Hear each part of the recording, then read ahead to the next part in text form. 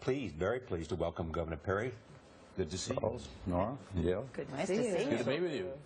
Nice Texas flag you have. Let's just talk first about this mission you have. You're coming up here trying to take New York businesses and have them move to Texas. We like to give people an option, to know that there are options out there, and really it's a twofold mission, Charlie.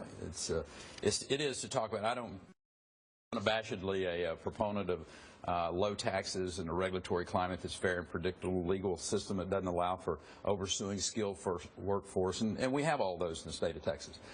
But it's also to drive a conversation. I asked the governor to consider having a debate over these issues, and I think it would be instructional for the country to see two very large, substantive state governors sit down and talk about the policies of tax and regulatory climate, of legal system, of skilled workforce, and to let the people of the country decide which of those best suit their needs. You like debates?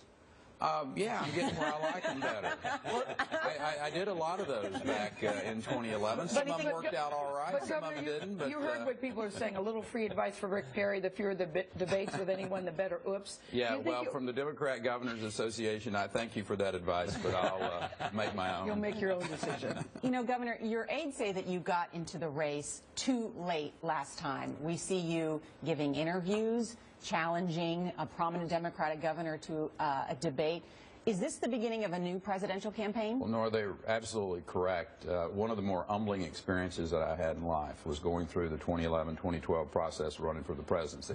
I learned a lot of lessons, the least of which is that if you're going to run for president, I highly recommend you don't have major back surgery 6 weeks before you start, and that you spend a lot of time in preparation.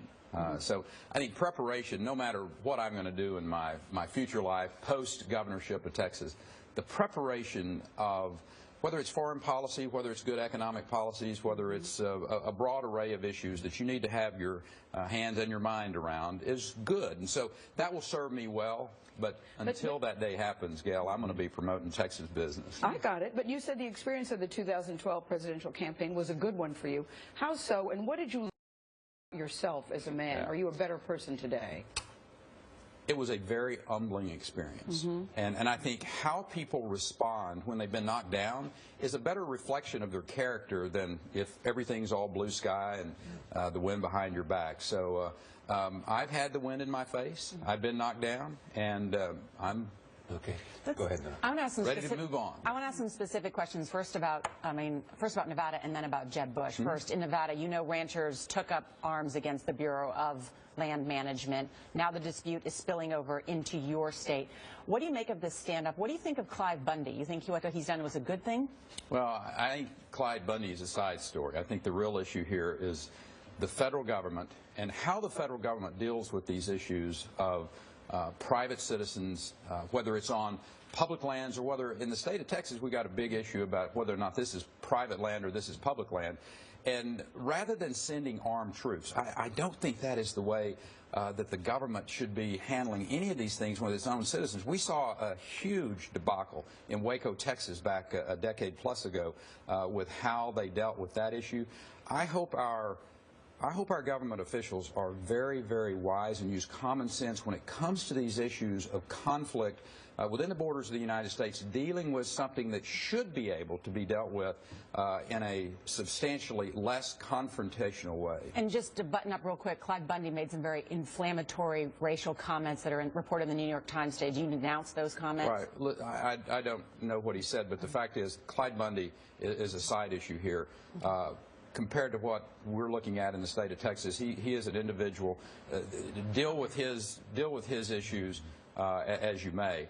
What we have in the state of Texas, I don't get distracted about, is the federal government is coming in and attempting, from our perspective, to take over private property. And if this country's to stay the land of freedom and liberty, private property rights must be respected. Is immigration a losing issue for Republicans? Not at all. As a matter, I think the whole immigration debate's about to change substantially because of the energy industry in Mexico and the proliferation of jobs that's going to be created. The bigger issue, Charlie, may be how we're going to have the individuals into this country to fill all the jobs that are going to be needed in America. I think an H-1B visa debate may be more important than the historic immigration debate that we've had before.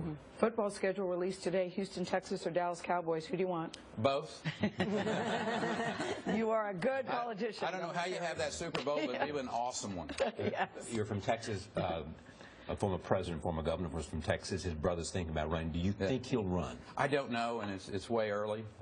Jeb's a very capable man and a friend and a good governor when he was down in Florida, and I'm going to be spending my time over the course of the next 9 months making sure that Rick Scott gets elected in Florida and Susana Martinez over in New Mexico, and working with the governors across the country and talking about these blue state versus red state policies, and hopefully Andrew Cuomo will come and debate us about those one of these days. All right. He's a tough and debater. and I know. Right here. Yeah, on this Right show, here that on would be this- great. That would be awesome. Governor, I like the glasses. And I like yours. Thanks, Governor Barry.